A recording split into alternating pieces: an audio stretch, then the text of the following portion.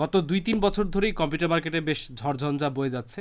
Graphics কার্ডের দাম একবার আকাশ পাতাল ছুঁই তো অন্যান্য কম্পোনেন্টের দাম একটা বাড়ে তো আরেকটা কমে, খুবই আনস্টেবল অবস্থা। এই কারণে পিসি বিল্ডার বাংলাদেশে তৈরি পিসি বিল্ড গাইডের সংখ্যাও র্যাপিডলি কমে এসেছিল, কারণ গাইড দেওয়ার মতো সিচুয়েশন তৈরি হচ্ছিল না। আমরা প্রোডাক্ট কালেক্ট করতে না করতেই দেখা যেত যে দাম চেঞ্জ হয়ে গিয়েছে ওভার দ্য নাইট, এরকম হয়েছে কয়েকবার। এখন এই মুহূর্তে প্রোডাক্টের দাম কিছুটা স্ট্যাবিলিটির দিকে আসছে বলা যায়, যদিও জিপিউর দাম কমতে শুরু করলেও বেশ কিছুটা কমার পরে আবার থেমে গিয়েছে। মাঝখানে বাংলাদেশের ডলারের রেট হয়েছে আকাশচুম্বী, আর শিপমেন্টের দামও কিছুটা বেড়ে যাওয়ার কারণে। তারপরে বলবো যে জিপিউর প্রাইস গত 2-3 বছরের মধ্যে মনে হয় এখনই সবচেয়ে বেশি স্টেবল এবং হাতের নাগালে। তো আজকে আমরা চেষ্টা করব কারেন্ট মার্কেটে যে প্রোডাক্টগুলো অ্যাভেলেবেল আছে সেগুলোর উপরে বেস করে 90K-র আশেপাশে একটা গেমিং এবং প্রোডাক্টিভিটি দুইটা দিকেই মোটামুটি ফোকাস দিয়ে একটা পিসি বিল্ড করার। আমাদের আজকের বিল্ডে সবগুলো কম্পোনেন্ট প্রোভাইড করেছে স্কাইল্যান্ড কম্পিউটার বাংলাদেশ, যাদের দোকান হচ্ছে মাল্টিপ্ল্যান সেন্টারের লেভেল 10-এর 1029 নাম্বার শপ সম্ভবত। ধন্যবাদ স্কাইল্যান্ডকে। আপনাদের সাথে আছে আমি অনন্য জামান, আপনারা দেখছেন পিসি বিল্ডার বাংলাদেশ।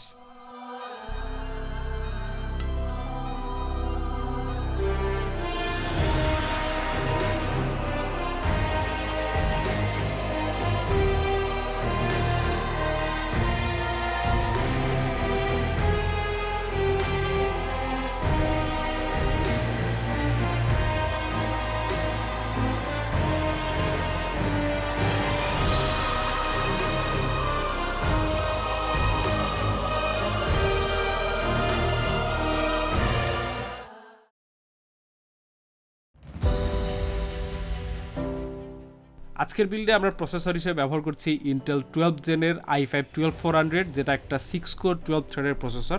এতে রয়েছে 18 মেগাবাইট ক্যাশ মেমোরি।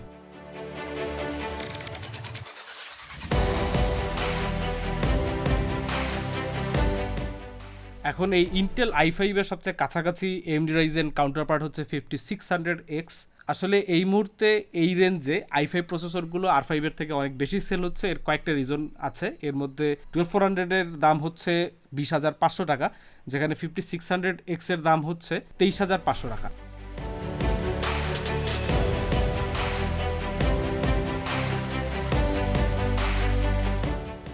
এখানে অবশ্য অনেকে আর্গুমেন্ট করেন যে 5600X তো B450 মাদারবোর্ডেও চলবে। একটা B450 চিপসেটের মাদারবোর্ডের দাম বাজারে এখন বেশ কম, 8,000 টাকার আশেপাশে হয়তো পাওয়া যায়। কিন্তু মাথায় রাখতে হবে যে একটা B450 বোর্ডে কিন্তু আপনি PCIe Gen 4 সুবিধা পাচ্ছেন না। পার্টিকুলারলি আপনি যদি AMD গ্রাফিক্স কার্ডগুলো ব্যবহার করেন সেক্ষেত্রে Gen 3 PCIe লেন আপনাকে বেশ কিছুটা লিমিটেড করে দেবে। তো এইসব নানা দিক হিসাব করে আপনি যদি একটা 5600X কে ওসি করতে চান বা যে কোনো কিছু, তাহলে একটা B550 মাদারবোর্ড নেওয়াই প্রেফারেবল। কিন্তু সেটা যদি আপনি নিয়ে ফেলেন তাহলে আপনার কিন্তু বাজেট ঠিকই বেড়ে যাচ্ছে। মজার ব্যাপার হচ্ছে যে এই ভিডিও বানাতে আরেকবার চেক করে দেখা গেল যে 12400-এর দাম আরো 1000 বেড়ে 21,500 টাকা হয়ে গিয়েছে।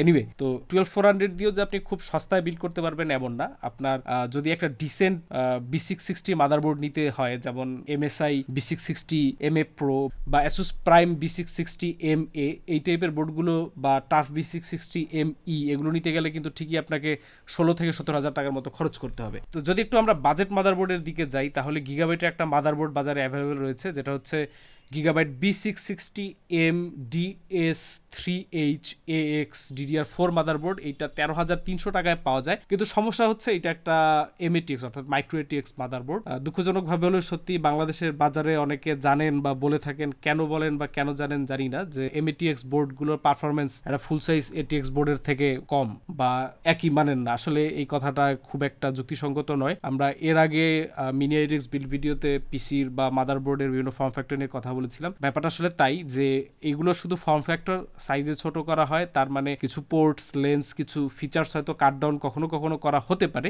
এছাড়া বেসিক্যালি পারফরমেন্সে তেমন কোনো তফাৎ এই বোর্ডগুলোর মধ্যে থাকে না। তো মাদারবোর্ড আর প্রসেসরের পেছনে টোটাল আমাদের খরচ যাচ্ছে 21,500 আর 13,300, অর্থাৎ টোটাল 34,800 টাকা।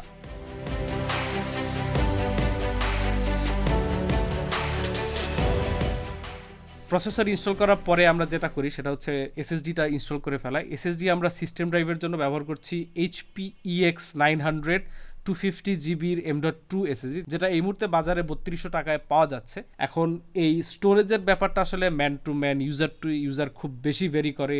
কথাটা আমরা প্রত্যেক ভিডিওতে বলে থাকি যে একজন ভিডিও এডিটর বা একজন মুভি কালেক্টর এদের এক একজনের এক এক ধরনের স্পেস দরকার হয়, আবার দেখা যায় যে গেমারদের অন্যরকম স্পেস রিকোয়ারমেন্ট থাকে। তো সেই সব দিক থেকে চিন্তা করে আমরা হার্ড ড্রাইভ আমাদের বিল্ডগুলোতে একদমই দিয়ে থাকি না, আমরা শুধুমাত্র সিস্টেমের জন্য একটা এসএসডি সাজেস্ট করে থাকি, মোস্ট অফ দ্য কেস যেটা M.2 থাকে। তবে এই বাজেট রেঞ্জে এর থেকে ফাস্টার এসএসডি নেওয়া খুব একটা প্রয়োজনীয় বলে মনে করছি না, কারণ যে সিস্টেম এবং যে বাজেট আপনারা আছে তাতে এখানে বাড়তি খরচ করে তেমন কোনো আলাদা সুবিধা পাওয়া যাবে বলে মনে হচ্ছে না। এখানে অনেকেই আমরা দেখি যে স্যামসাং 980 প্রো এর মতো ফাস্টার ড্রাইভের পেছনে অযথা টাকা খরচ করেন, কারণ আপনি যেই রেঞ্জ লিমিটের ভেতরে আছেন বা পিসি ইউজ করছেন সেখানে একটা ওই এসএসডি নিয়ে আপনি খুব আহামরি পারফরমেন্স আপনি পাবেন এটা বলা যাচ্ছে না, খালি চোখে নোটিসেবল কিছু তো পাবেনই না। এনিওয়ে আমার মনে হয় যে এই বাজেটটা অন্য কোথাও খরচ করলে বেটার পারফরমেন্স আউটপুট পাওয়া যাবে।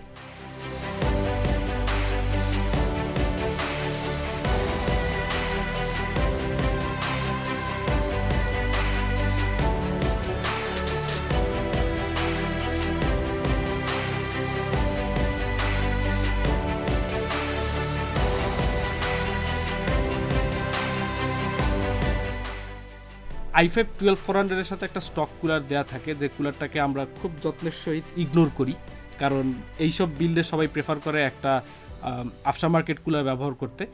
12400 যে পরিমাণ পারফরমেন্স দেয় সেজন্য একটা মোটামুটি ফুল টাওয়ার সাইজের এয়ার কুলার হয়ে গেলে পরেই আমার মনে হয় এনাফ কুলিং পারফরমেন্স পাওয়া যাবে। 12400 এর জন্য আমরা এই বিল্ডে ব্যবহার করছি জিগমাটেক এয়ার কিলার, কেউ আবার মসকিউটো কিলার শুনবেন না।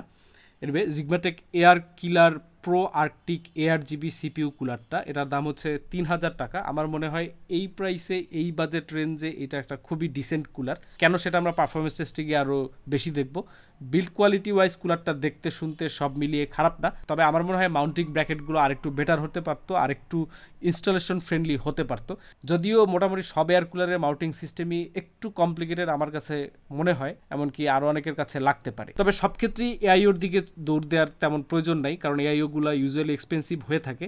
স্পেশালি যারা বাজেট বিল্ড করে থাকেন তাদের মধ্যে দেখা যায় যে এয়ার কুলার একটু আন্ডাররেটেডই বলা চলে, আর সেই একই অ্যাঙ্গেল থেকে অল ইন ওয়ান কুলারগুলো একটু ওভাররেটেড এটাও বলা যেতে পারে। কুলারের পারফরমেন্স নিয়ে আরও বিস্তারিত আলোচনা হবে পারফরমেন্স টেস্ট সেকশনে। এখন আমরা নেক্সট প্রোডাক্টে মুভ অন করি।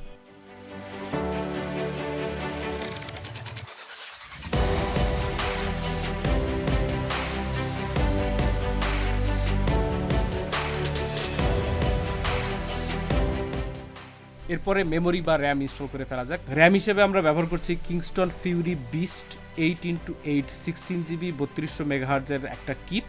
এই কিটটা বাজারে পাওয়া যায় 6500 টাকায়, অর্থাৎ আপনার একটা সিঙ্গেল স্টিকের দাম 3250 টাকার মতো করে পড়ে। এই মুহূর্তে আসলে বাজারে যে কটা পপুলার ব্র্যান্ডের র্যাম অ্যাভেলেবল রয়েছে তার মধ্যে রয়েছে কর্সের অবশ্যই উপরের দিকে, এরপরে হয়তো জি স্কিল, তারপরে থার্মালটেক, টিম, PNY, কিংসম্যান, এরকম বেশ কয়েকটা র্যাম।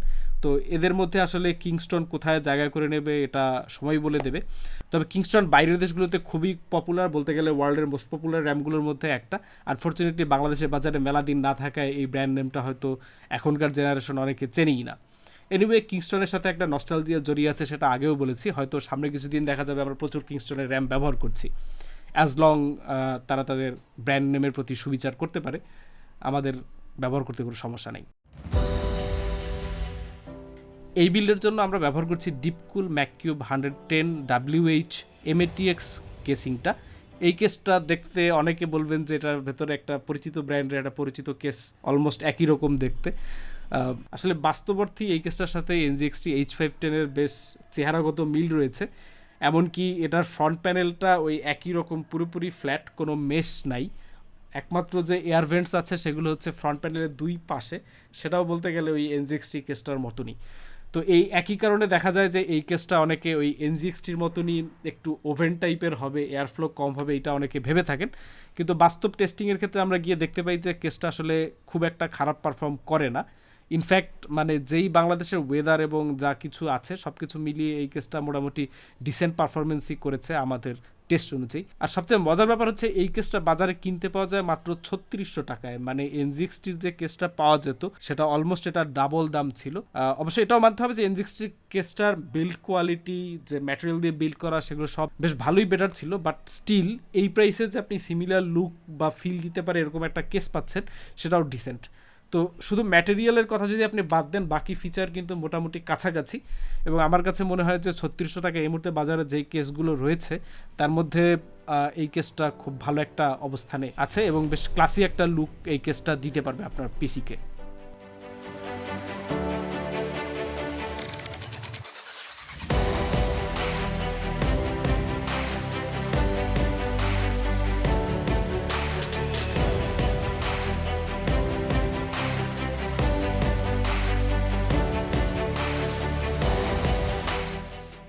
কেসটায় মোটামুটি একটা এক্সস্ট ফ্যান এবং উপরে 2টা এবং সামনে 3টা, টোটাল 5টা ফ্যান লাগানোর জায়গা রয়েছে।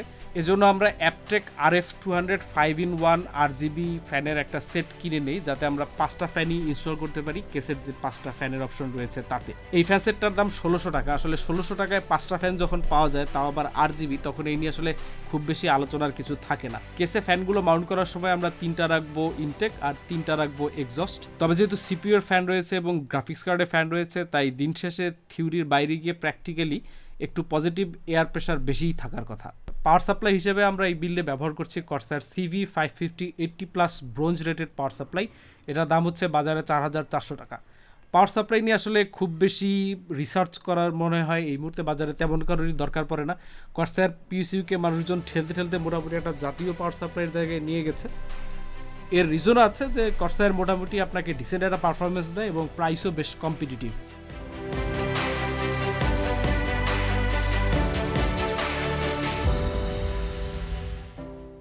এবার এই বিল্ডের মেইন স্টার বা গ্রাফিক্স কার্ড হিসেবে আমরা যখন প্রথম এই বিল্ডটার প্ল্যান করছিলাম তখন আমাদের প্রথম পছন্দ ছিল RTX 3050। RTX 3050-র বেশ কয়েকটা মডেল তখন 38K এর আশেপাশে পাওয়া যেত। আমরা চেয়েছিলাম জোটাকের টুইন ফ্যান যে 3050টা বাজারে অ্যাভেলেবেল সেটা। আনফর্চুনেটলি আমাদের বিল্ডের সবকটা কম্পোনেন্ট ম্যানেজ করতে করতে RTX 3050 জোটাকের স্টক শেষ হয়ে যায়।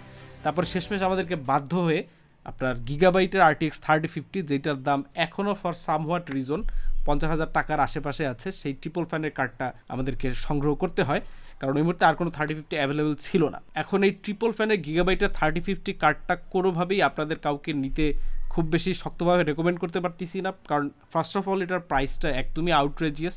প্রবাবলি এটা স্টকও খুব একটা বাজারে নাই অ্যাভেলেবেল, এই কারণে হয়তো এটার প্রাইসও আপডেট করা হয় না, এরকম কিছু হতে পারে। তবে যাই হোক না কেন, একটা এই ধরনের রেঞ্জের কার্ডে একটা ট্রিপল ফ্যান এডিশন নেওয়ার আসলে তেমন কোনো রিজন আমি দেখি না, যদি আপনার নিতান্তই পয়সা পানিতে ফেলার মতো এক্সট্রা থেকে থাকে। অনেকে হয়তো লুকের জন্য বেশ কিছু টাকা বাড়তি খরচ করতে পারেন, কিন্তু এই টাকাটা যদি আপনি বাড়তি খরচ করেন, আমি সাজেস্ট করবো যে একটু লেসার ব্র্যান্ড হলে পরেও আপনি একটা বেটার জিপিইউ নিতে পারেন। দেখা যাবে আপনি যদি একটু ঘাটাঘাটি করেন তাহলে একটা 3060 বা 3060 Ti এই 50,000-এর আশেপাশে পেয়ে যাবেন।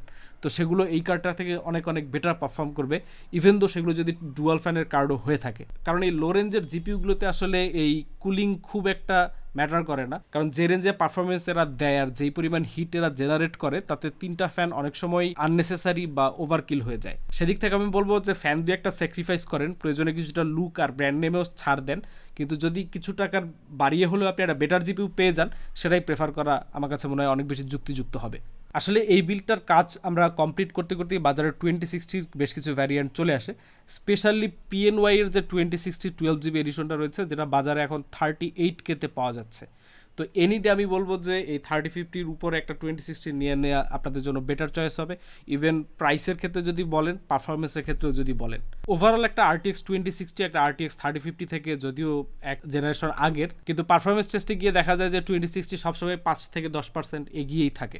আনফর্চুনেটলি যেহেতু আমরা একটা 3050 ইউজ করেই ফেলেছি, এটা পারফরমেন্স টেস্টও তাই এই বিল্ডের এই জিপিইউ দিয়েই হবে। তবে এটাকে যদি আপনি 2060 দিয়ে সোয়াপ করে নেন, তাহলে 5-10% বেশি পারফরমেন্স অলমোস্ট সব ক্ষেত্রেই পাবেন। তো সেই হিসাবে আমরা বিল্ডের ফাইনাল প্রাইস যখন ধরবো, তখন আমরা 2060-র প্রাইসই ধরবো। ইনফ্যাক্ট আসলে 3050 নেওয়ার কোনো মানেই নেই। আপনাদের সকলের কাছে আমার পরামর্শ বা অনুরোধ যেটাই বলেন না কেন থাকবে, এই রেঞ্জে যারা বিল্ড করছেন তারা এনি ডে 2060 নিয়ে নেবেন।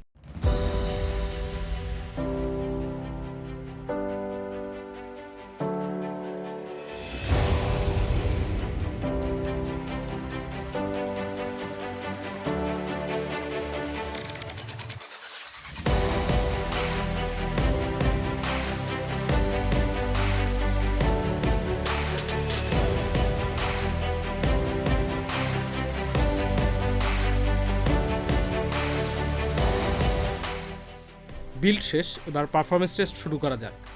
প্রথমেই সিনেবেঞ্চ R23 মাল্টিকোর স্ট্রেস টেস্টে স্কোর পেয়েছি 5550। আগেই যা বলছিলাম 12400 পারফরমেন্সের দিক থেকে R5 5600X থেকে কিছুটা এগিয়ে, সিঙ্গেল করে অ্যাভারেজ 2%-এর মতো বেটার পারফর্ম করে, আর মাল্টি করে 8 থেকে 10% বেটার পারফর্ম করে ইন অ্যাভারেজ। অল্প কিছু গেমে 5600X বেটার পারফর্ম করলেও অধিকাংশ গেমে 12400ই ভালো করে। আজকের ভিডিওটির পারফরমেন্স টেস্ট অন্যান্য ভিডিওগুলোর মতো ডিটেইলড হবে না। ইনফ্যাক্ট 2060 জিপিইউ হাতে না থাকায় 3050 দিয়ে গেম টেস্ট একদমই স্কিপ করে যাচ্ছি। ইন জেনারেল 3050 থেকে 2060 10-15% বেটার FPS দেবে, আর প্রোডাক্টিভিটিতে অবশ্য ডিফারেন্সটা অত বেশি হওয়ার কথা নয়। স্টিল সব দিক থেকেই 2060 নেওয়াই ভালো। এবার দেখা যাক আন্ডার স্ট্রেসে পিসিটির থার্মাল বিহেভিয়ার কেমন ছিল। 864-এ 30 মিনিটের স্ট্রেসে ম্যাক্সিমাম টেম্প ছিল সিপিইউ প্যাকেজে 63 ডিগ্রি সেলসিয়াস, অ্যাভারেজ 52। আগেই বলেছিলাম যে এয়ার কুলারগুলো কিছুটা আন্ডাররেটেড। ফ্যান স্পিড টার্বো মোডে রেখে 3000 টাকার একটা কুলার বেশ ডিসেন্ট পারফর্ম করছে বলতে হবে। জিপিইউটাকে বাতিলের খাতায় ফেলে দিলেও থার্মাল পারফরমেন্স ডিসেন্ট ছিল, ম্যাক্সিমাম 68 ডিগ্রি আর অ্যাভারেজ 60 ডিগ্রি। RTX 3050-র পরিবর্তে RTX 2060 12GB PNY-এর যে ভ্যারিয়েন্টটা আছে সেটা দিয়ে এই বিল্ডের টোটাল খরচ আসে 95,100 টাকা। তো এই বিল্ডের সাথে আপনি একটা মোটামুটি 1080p মনিটর যদি নিতে চান, দেখা যাবে যে সেগুলোর দামও এখন বাজারে কম না, আপনার হয়তো 15,000 টাকার আশেপাশে চলে যাবে। কিন্তু যখন আপনি একটা RTX 2060 নেবেন 12400-এর সাথে পেয়ার আপ করলে আপনি যে কোনো স্পোর্টস গেমে মোটামুটি 144 হার্জ মনিটরগুলোতে খেলা যাবে। সো একটা 144 হার্জ মনিটর যদি আপনার 25,000 টাকাও খরচ হয় সেটা নেওয়াই প্রেফারেবল। অফকোর্স এই পিসিটা সেম টু সেম যে মড রয়েছে এভাবেই অ্যাভেলেবেল থাকবে স্কাইল্যান্ডে, আপনারা চাইলে ওখান থেকে এই পিসিটা কালেক্ট করতে পারবেন। তবে অবশ্যই আমার পরামর্শ থাকবে যে জিপিইউটা কাইন্ডলি সোয়াপ করে নেবেন। আমরা চলে এসেছি আজকের কন্টেন্টের একদম শেষ দিকে। মোটামুটি এই বাজেটের প্রোডাক্ট কী কী বাজারে অ্যাভেলেবেল না অ্যাভেলেবেল, কোনটি দিয়ে বিল্ড করলে আপনার জন্য বেটার ডিসিশন হবে তা নিয়ে একটা আইডিয়া আশা করি পেয়ে গেছেন। আর এই ধরনের বাজেটে পিসি বিল্ড করলে কীরকম পারফরমেন্স পাবেন তার একটা ডেমনস্ট্রেশন দেওয়ার চেষ্টা ছিল আমাদের পারফরমেন্স টেস্ট ডিপার্টমেন্টে। আশা করছি খুব শীঘ্রই দেখা হবে নতুন কোনো পিসি বিল্ড নিয়ে বা নতুন কোনো ভিডিও নিয়ে। আজকের মতো এখানেই বিদায় নিচ্ছি। খোদা হাফেজ।